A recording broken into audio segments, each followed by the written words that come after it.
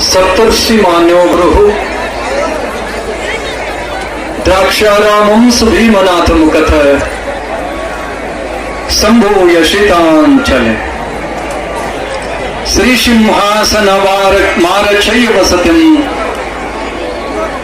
चक्रे च तत्रैव यः एको रामगुरु संपूर्ण करुणा कुर्यात् सदा मंगलम् कंठे यस्य विराजते हि गरलम्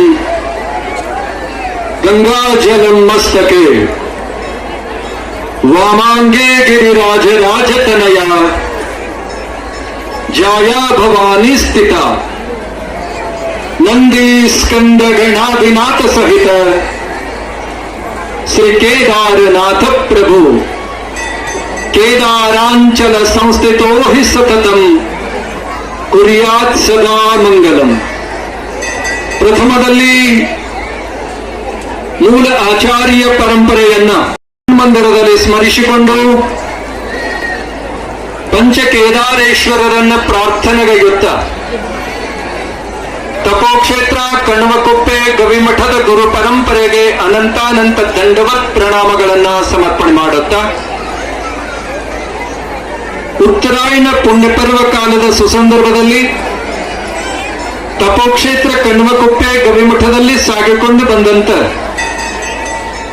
ಧನುರ್ಮಾಸ ಪೂಜಾ ಮಂಗಲ ಹಾಗೂ ಶ್ರೀ ಗುರು ಶಾಂತಲಿಂಗೇಶ್ವರ ಮಹಾಸ್ವಾಮಿಗಳವರ ರಥೋತ್ಸವ ಕಾರ್ಯಕ್ರಮ ಬಹಳ ಸುಂದರ ಹಾಗೂ ಅರ್ಥಪೂರ್ಣವಾಗಿ ಸಾಗಿಕೊಂಡು ಬಂದಿದೆ.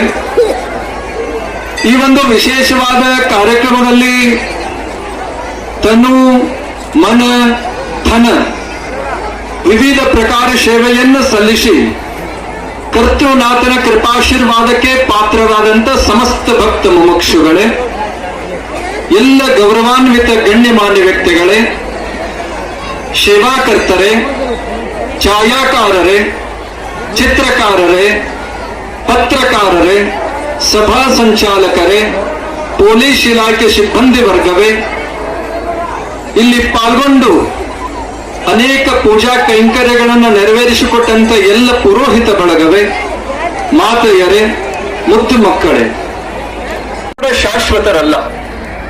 ಯಾವ ಕಾಲದಲ್ಲಿ, ಯಾವ ರೂಪದಲ್ಲಿ, ಯಾವ ರೀತಿಯಲ್ಲಿ ನಮಗೆಲ್ಲ ಮೃತ್ಯು ಬರುತ್ತೋ ಗೊತ್ತಿಲ್ಲ. ಇರುವಷ್ಟು ದಿನ ಮಾತ್ರ ಸತ್ಯ. ಇರುವಷ್ಟು ದಿನ ನಾವು ಕಾರ್ಯವನ್ನು ಮಾಡುವಂಥದ್ದು ಅತ್ಯಂತ ಅವಶ್ಯಕ ಮತ್ತು ಅನಿವಾರ್ಯತೆ ಇದೆ. ಹಾಗಾಗಿ ಒಂದಷ್ಟು ಒಳ್ಳೆ ಕಾರ್ಯವನ್ನ ಮಾಡೋಣ, ಧರ್ಮ ಕಾರ್ಯವನ್ನ ಮಾಡೋಣ, ಶ್ರೇಷ್ಠ ಕರ್ಮವನ್ನು